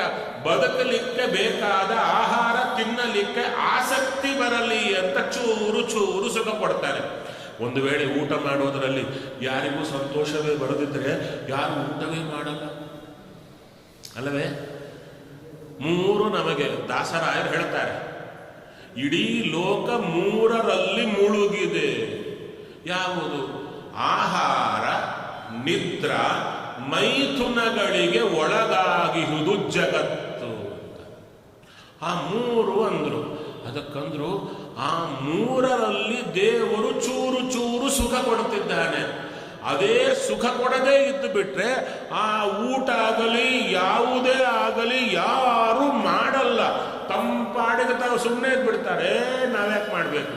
ಅದಕ್ಕೆ ಈ ಪ್ರವೃತ್ತಿ ಬರಲಿಕ್ಕೆ ಚೂರು ಚೂರು ಸುಖ ಕೊಟ್ಟು ಮಾಡಿಸ್ತಾ ಇದ್ದಾನೆ. ಬುದ್ಧಿವಂತ ಏನು ಮಾಡುತ್ತಾನೆ? ಓಹೋ, ನನಗೆ ಬದುಕಬೇಕು, ಬದುಕಲಿಕ್ಕೆ ಇದು ತಗೋಬೇಕಾದ್ರೆ ಅಲ್ಲಿ ಚೂರು ಚೂರು ಸುಖ ಬರುತ್ತೆ. ಅದರಿಂದ ತೃಪ್ತನಾಗಿ ನಾನೇನು ಮಾಡಬೇಕು? ಹೆಚ್ಚಿಗೆ ಅದರ ಕಡೆ ನಾನು ಇದ್ದರೆ 24 hours ನಾನೇ ಹೊರಟು ಹೋಗ್ತೇನೆ. ನನ್ನ ಗುರಿ ಏನು? ಒಳಗಿರುವ ಆನಂದ ಸಂಪಾದನೆ ಮಾಡೋದು. ಅದಕ್ಕೆ ದೇವರ ಕಡೆ ಮನಸ್ಸು ಕೊಡೋಣ. ಮನಸ್ಸು ಬೇರೆ ಕಡೆಗೆ ಹೋಗ್ತಾ ಇದ್ರು ಇದು ಪರ್ಮನೆಂಟ್ ಅಲ್ಲ, ಬೇರೆ ಬೇರೆ ಟೆಂಪರರಿ, ಇದು ನನ್ನ ಸುಮ್ಮನೆ ಮೋಸ ಮಾಡುತ್ತೆ ಅಂತ ಅದರ ಕಡೆ ಹೆಚ್ಚಿಗೆ ಹೋಗದೆ ಮನಸ್ಸನ್ನ ದೇವರ ಕಡೆಗೆ ಕಳಿಸಲಿಕ್ಕೆ ಆಗುತ್ತೆ. ಯಾವುದರಿಂದ? ಜ್ಞಾನದಿಂದ. ಹೌದ್ರಿ, ನಾವು ಎಷ್ಟೋ ವರ್ಷ ಆಯಿತು ಪ್ರವಚನ ಕೇಳ್ತಾನೆ ಇದ್ದೀವಿ, ಜ್ಞಾನ ಬರ್ತಾನೆ ಇದೆ, ಆದರೆ ಕಂಟ್ರೋಲ್ ಆಗ್ತಾ ಇಲ್ಲ ಅಲ್ಲವೇ? ಅದಕ್ಕಂದ್ರೂ ಬರೀ ಜ್ಞಾನ ಸಂಪಾದನೆ ಮಾಡಿದರೆ ಉಪಯೋಗವಿಲ್ಲ. ಜ್ಞಾನ ಬರುವಾಗ ಕೊಡುವವರು ದೇವರಲ್ಲಿ ಪ್ರಾರ್ಥನೆ ಮಾಡಬೇಕಂತೆ. ಇವರಿಗೆ ಇಂದ್ರಿಯಗಳ ನಿಗ್ರಹ ಬರಲಿ, ಕೇವಲ ಇಂದ್ರಿಯಗಳ ಹಿಂದೆ ಹೋಗದೆ ನಿನ್ನನ್ನು ಧ್ಯಾನ ಮಾಡಲಿ. ಹಾಗೆ ಆ ಏನು ಚೂರು ಚೂರು ಸುಖ ಇರುತ್ತೆ, ಪಟ್ರು ಅಡ್ಡಿ ಇಲ್ಲ, ದೇವರು ಬೇಡ ಅಂಬಲ್ಲ. ಆದರೆ ದೇವರ ಕಡೆ ಮನಸ್ಸು ಬರಲಿ ಅಂತ ಅದಕ್ಕೆ ವಾದಿರಾಜರು ಚೆನ್ನಾಗಿ ಹೇಳಿದರು. ಗುರುಪ್ರಸಾದದಿಂದಲೇ ಇಂದ್ರಿಯಗಳ ನಿಗ್ರಹ ಸಾಧ್ಯ. ಅವರು ದೇವರಲ್ಲಿ ಪ್ರಾರ್ಥನೆ ಮಾಡಬೇಕಂತೆ, ಈ ವ್ಯಕ್ತಿಗೆ ದೇವರು ಪೂರ್ಣ ಅನುಗ್ರಹ ಮಾಡಲಿ, ಇಂದ್ರಿಯ ನಿಗ್ರಹ ಬರಲಿ ಅಂದರೆ ಬರುತ್ತೆ. ಇಫ್ ನಾಟ್, ನಾವು 100 ವರ್ಷ ಪ್ರವಚನ ಪಾಠ ಎಲ್ಲ ಕೇಳಿ ಏನು ಮಾಡಿದರೂ ನಾವಿಲ್ಲೇ ಮನೆ ತುಂಬ ಪುಸ್ತಕ ಆಗುತ್ತೆ, ನಾವು ಇರ್ಲಿಕ್ಕೆ ಜಾಗ ಇರಲ್ಲ, ಹೊರಗಿರ್ಬೇಕು, ಅಷ್ಟು ಪುಸ್ತಕ ಸಂಗ್ರಹ ಆಗುತ್ತೆ. ಆದ ಕಾರಣ ಆ ಒಬ್ಬ ವ್ಯಕ್ತಿಯನ್ನ ನೀವು ಸಂಪಾದನೆ ಮಾಡಿ ಅಂದರು. ಅಂದರೆ ನಮಗಾಗಿ ದೇವರಲ್ಲಿ ನಾವು ಆ ವ್ಯಕ್ತಿಯನ್ನ ಮರೆತಿದ್ರು, ಆ ವ್ಯಕ್ತಿ ನಮ್ಮನ್ನ ಮರೆಯದೆ ದೇವರಲ್ಲಿ ಸತತ ಪ್ರಾರ್ಥನೆ ಮಾಡುವ ಒಬ್ಬ ವ್ಯಕ್ತಿಯನ್ನ ನಾವು ಜೀವನದಲ್ಲಿ ಸಂಪಾದನೆ ಮಾಡಿದರೆ ಭಾರ ಅರ್ಧ ಕಡಿಮೆ ಆಯಿತು ಅಲ್ವಾ? ಅಂಥ ವ್ಯಕ್ತಿಯನ್ನ ಹಿಡಿದರೆ ಅವಾಗೇನಾಗುತ್ತೆ, ಅವರ ಕಡೆಯವರು ಬರ್ತಾರೆ. ನೋಡಿ, ಮನೆ ತಂದೆ ತಾಯಿ ಎಲ್ಲರಿದ್ದಾರೆ. ಒಬ್ಬರು ಬಂದರು, ಅವರ ಮೊಮ್ಮಗ ಆಟ ಆಡ್ತಾ ಇದ್ದಾನೆ. ಎದುರಿ ಮನೆಯಲ್ಲಿ ಇವರು ಇಳಿದ್ರು, ಬಂದ್ರು, ನೋಡಿದ ಕೂಡಲೇ ಮೊಮ್ಮಗ ಆಟ ಆಡ್ತಿದ್ದ ಈ ಎದುರಿ ಮನೆಯವರದ್ದು. ಬಂದು ಕೈ ತುಂಬ ಚಾಕ್ಲೇಟ್ ಕೊಟ್ಟರು ಅವನಿಗೆ. ಆ ಮಗು ಖುಷಿಯಿಂದ ಓಡ್ತಾ ಹೋಗಿ ಅಜ್ಜ ಅಜ್ಜಿ ಅಪ್ಪ ಅಮ್ಮ ಎಲ್ಲರಿಗೂ ತೋರಿಸಿದ. ಅವರಂದ್ರು, ಇಲ್ಲಿಂದ ಬಂತು ನಿಮಗೆ ಅಂದ್ರು. ತೋರಿಸಿದ, ಇವ್ರಿಗೆ ಕೊಟ್ಟರು ಅಂತ. ಓ, ಯಾರು ನೀವು ಅಂತ ನೋಡಿದ್ರು. ಎದುರಿಗೆ ಮನೆಯಲ್ಲಿ ಬಂದಾರೆ ಅಂತ ಗೊತ್ತಾಯ್ತು. ಅವ್ರು ಮಾಡಿದ್ದೇನೂ ಇಲ್ಲ, ಮನೆಯಲ್ಲಿರುವ ಎಲ್ಲರಿಗೂ ಚಾಕ್ಲೇಟ್ ತಂದಿಲ್ಲ, ಸ್ವೀಟ್ ತಂದು ಕೊಟ್ಟಿಲ್ಲ, ಏನು ಮಾಡಿಲ್ಲ. ಆ ಮೊಮ್ಮಗನಿಗೆ, ಚಿಕ್ಕ ಮಗುವಿಗೆ ಚಾಕ್ಲೇಟ್ ಕೊಟ್ಟರು, ಅವ್ರು ಪಾಡಿ ಕೊಟ್ಟು ಹೋದ್ರು. ಏನೋ ಮಧ್ಯಾಹ್ನ ಆಯಿತು, ಮನೆ ಹೊಸದು ಸೇರಿದ್ದಾರೆ, ಏನೋ ಪ್ರಾಬ್ಲಮ್ ಬಂದಿದೆ, ಏನು ಎಲೆಕ್ಟ್ರಿಕಲ್ ಪ್ರಾಬ್ಲಮ್ಮು ಇನ್ನೇನೋ ಬಂದಿದೆ. ಹೊಸ ಊರು ಹೋಗಿದ್ದಾರೆ, ಅವರು ತಡಕಾಡಿಸ್ತಾ ಇದ್ದಾರೆ, ಹೊರಗೆ ಬರ್ತಾರೆ, ನೋಡ್ತಾರೆ. ಈ ಎದುರಿಗಿದ್ದವರು ಅವ್ರನ್ನ ಅಬ್ಸರ್ವ್ ಮಾಡ್ತಾನೆ ಇರ್ತಾರೆ. ಬಂದಾರಲ್ಲ, ಯಾಕೆ ಆ ಮಗುವಿಗೆ ಚಾಕ್ಲೇಟ್ ಕೊಟ್ಟದ್ದಕ್ಕೆ ಇವ್ರಿಗೆ ಅವ್ರ ಮೇಲೆ ಕಟಾಕ್ಷ, ಹೌದು ತಾನೆ? ಇವರೇ ಕೇಳ್ತಾರೆ, ಏನಾಯ್ತು ನಿಮಗೆ? ಇಲ್ಲ ರೀ, ಕರೆಂಟ್ ಇಲ್ಲ, ಯಾರಿಗೆ ಫೋನ್ ಮಾಡ್ಬೇಕು ಗೊತ್ತಿಲ್ಲ. ಯಾಕೆ? ನಾವಿದ್ದೇವೆ. ಫೋನ್ ಮಾಡಿದ್ರು, ಕರೆದ್ರು, ಎಲ್ಲ ಸರಿ ಮಾಡಿದ್ರು, ಇನ್ನೇನು ಅಷ್ಟು ಗಲಸೆ ಕಂಠಸ್ಯ ಅಂತಾಯಿತು. ಯಾಕಂದ್ರೆ ಒಬ್ಬ ವ್ಯಕ್ತಿಯನ್ನ ಗುರು ಅಂತ ಹಿಡ್ಕೊಂಡು ಹೊರಟರೆ, ಆ ವ್ಯಕ್ತಿಯ ಸೇವಾ ನಾವು ಮಾಡಿದರೆ ಅವರ ಹಿಂದೆ ಇರೋರೆಲ್ಲ ನಮ್ಮ ಹಿಂದೆ ಬರುತ್ತೆ. ಇದು ದೊಡ್ಡ ವಿಶೇಷ ವಿಷಯ. ನಮ್ಮ ಹಿಂದೆ ಒಬ್ಬ ವ್ಯಕ್ತಿ ಈ ಹಾದಿಯಲ್ಲಿ ಬರ್ತಾ ಇದ್ದಾನೆ ಅಂದರೆ ಅವರ ಹಿಂದೆ ಪರಂಪರೆಯೇ ಕೂತಿರುತ್ತೆ. ಪರಂಪರೆಯೇ ಕೂತಿದ್ದು ಅನುಗ್ರಹ ಮಾಡಲಿಕ್ಕೆ ಸಿದ್ಧರಾಗ್ತಾ ಇರ್ತಾರೆ. ಆದ್ದರಿಂದ ರಾಜರಾಜರು ಅದ್ಭುತವಾದಂಥ ಮಾತನ್ನು ಹೇಳ್ತಾ ಇದ್ದಾರೆ. ಗುರುಪ್ರಸಾದದಿಂದಲೇ ಇದು ಸಾಧ್ಯ. ಅದು ಯಾವುದು? ಗುರುಗಳು ತೋರಿಸಿದ ಗುರುಗಳು. ದೊಡ್ಡವರನ್ನ ಕೇಳಿಕೊಂಡಾಗ, ಕಾಣದೇ ಇರುವ ಗುರುಗಳನ್ನು ಕೇಳಿಕೊಂಡಾಗ, ಅವರು ತೋರಿಕೊಟ್ಟ ಗುರುಗಳು ಯಾರಿರ್ತಾರೆ ಅವರೇ ನಮ್ಮನ್ನು ಕೈ ಹಿಡ್ಕೊಂಡು ಹೋಗೋದು ಅಂತ ನಮಗೆ ಅನುಭವದಿಂದಲೇ ನಿಶ್ಚಯ ಆಗುತ್ತೆ. ಆವಾಗ ಅವರ ಬಾಯಿಂದ ಏನು ಬಂದರೂ ನಮ್ಮ ಒಳ್ಳೆಯದಕ್ಕಾಗಿ ಹೇಳುತ್ತಾ ಇದ್ದಾರೆ. ಅವರು ಏನು ಹೇಳಿದ್ರು ಅದರ ಹಿನ್ನೆಲೆ ಏನೋ ಇದೆ ಅಂತಲೇನೆ ನಮ್ಮ ತಲೆಗೆ ಬರುತ್ತಷ್ಟೇ ಹೊರತು ಅವರ ಮಾತನ್ನು ಅಪಾರ್ಥ ಮಾಡಿಕೊಳ್ಳುವ ಪ್ರಸಂಗವೇ ಬರಲ್ಲ. ಅವರ ಮಾತಿನ ಹಿಂದೆ ಏನೋ ಇದೆ, ನನಗೆ ಒಳ್ಳೆಯದಾಗುತ್ತೆ ಅಂತಲೇನೆ ನಮ್ಮ ತಲೆಗೆ ಬರುತ್ತೆ. ಆವಾಗ ನಾವು ಉದ್ಧಾರದ ಮಾರ್ಗಕ್ಕೆ ಹೋಗ್ತಾ ಬರ್ತೇವೆ ಅಂತ ತುಂಬ ಇದೆ. ವಿಶೇಷವಾದಂಥ ಇದು ಒಂದು ಉಪನಿಷತ್ತಾದರೆ 10 ಉಪನಿಷತ್ತುಗಳಿವೆ. ಇದು ಚಿಕ್ಕ ಉಪನಿಷತ್ತು ಅಂತ. ಇನ್ನು ಬೃಹದಾರಣ್ಯಕ, ಐತರೇಯ, ಛಾಂದೋಗ್ಯ ಎಂಥೆಂಥ ರಹಸ್ಯಗಳನ್ನು ಹೇಳುತ್ತಾ ಹೋಗ್ತಾರೆ. ಅದ್ಭುತವಾದನ್ನು ಹೇಳುತ್ತಾರೆ. ಗುರುಗಳಾಗಿರತಕ್ಕಂಥ ವಿದ್ಯಾ ಶ್ರೀಶತೀರ್ಥ ಶ್ರೀಪಾದಂಗಳವರು ಇಲ್ಲಿ ವಿಶೇಷವಾಗಿ ಜ್ಞಾನ ಕಾರ್ಯ ಆಗುವಂತೆ ಮಾಡಿದ್ದಾರೆ. ನಿರಂತರ ಅವರ ಛತ್ರಛಾಯೆಯಲ್ಲಿ ನಡೀತಾ ಇದೆ. ಸರ್ವಂ ಶ್ರೀಕೃಷ್ಣ ಅರ್ಪಣಮಸ್ತು.